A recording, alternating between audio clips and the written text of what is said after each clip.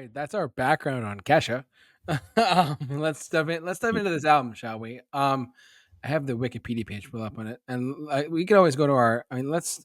I'm gonna jump back over to Kyle for a sec because Kyle is he is I could just tell he has much more experience with her as an album artist than I do, and I only know like hit singles by her. So I guess what were some of your standout tracks for for period, buddy, and what were your takeaways from it as well? Takeaways, we're going to talk positives first here.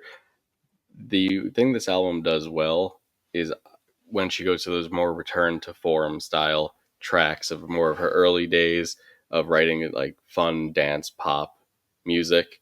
One song that really grew on me that was released, I believe, last year initially was Joyride, which absolutely hated this track when it came out. Now it's really grown on me. I actually find it to be very fun. The lyrics are absolutely horrendous, as are most of the lyrics on this album. I would venture to say almost this entire album lyrically is awful. Having said that, it's fun. It has a Weird Al meets Lady Gaga vibe to it that shouldn't work, but kind of does in a strange way. Uh, Yippee Ki another standout here. There's a version of this with T-Pain as well, which I kind of prefer the version without T-Pain, which is strange because I actually really like T-Pain. I think he usually generally adds to anything he's featured in. That one, again, fun. It needs to do a little bit more with the just the instrumentation behind it, other than just the constant like stomp clap of the chorus going on. And then my last real standout is actually Red Flag. This one was very interesting. Probably the closest to that early work that she's done, but also just like the interesting electronic bass hits going on here. I enjoyed that. It does go a little bit on the long and repetitive side for what it is. Again, terrible lyrics, fun song. That's what I could say for the first half of this album for the most part. Uh, Boy Crazy, I wouldn't call it a standout, but it just goes to show that some of the best songs here were the singles. And that's all I'll say on, on that part for now. But this album shines in areas where it's her going back to what she knows how to do, experimenting slightly, but nothing too crazy. Uh, and, just kind of doing the Kesha thing. These are fun songs. The ones I've talked about, fun songs made to have fun and go out to the bars and just have a good time listening to.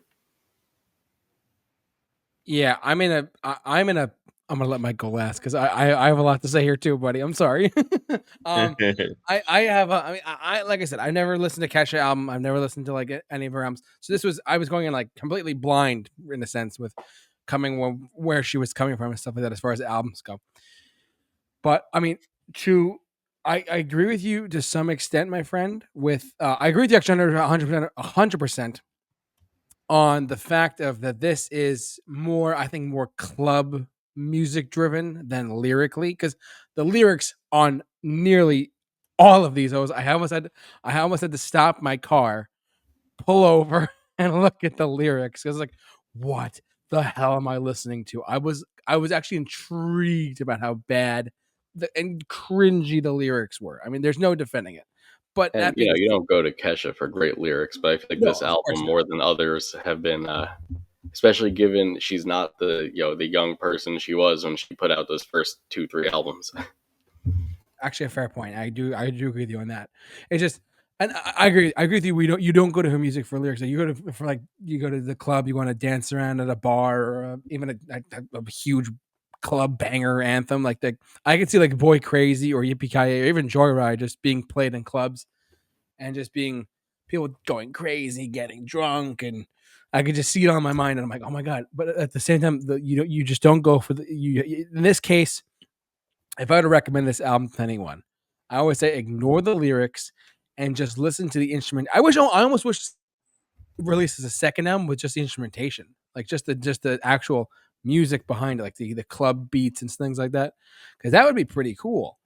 But unfortunately, like Boy Crazy, I was like, oh my god, she's actually singing about that. She's singing about that, and normally I know that that type of music is out there, but I just was like, I was like, I started laughing at one point. I was like, oh my god, what is this?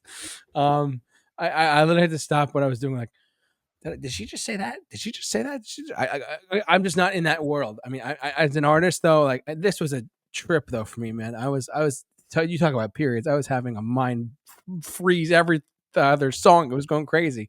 I'm kind of squirming in my seat as I'm doing this recording. So, but no, but honestly, I will say like there were a couple of really solid songs in here too. Like, I mean, I did not hear Joyride until the album came out. I didn't listen to the single, but man, it's hard. But like lyrically, like it's hard to pick out a standout track. I would say honestly, Yippee Ki or probably Boy Crazy. Actually, you know what?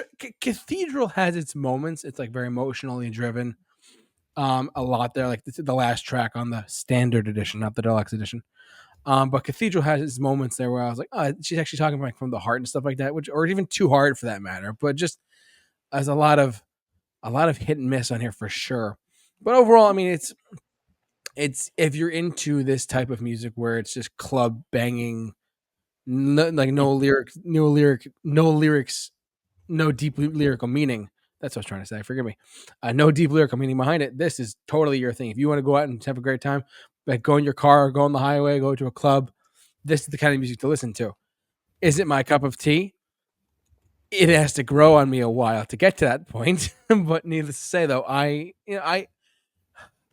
never hated an album. Like we talked for a while. We talked about like Jordy like years ago, but like with by Maroon 5, and we obviously all did not like that one album whatsoever. But this is I would not put that in this category. I would say like if this is your thing, great. If it's not your thing, it's probably definitely not going to be your thing.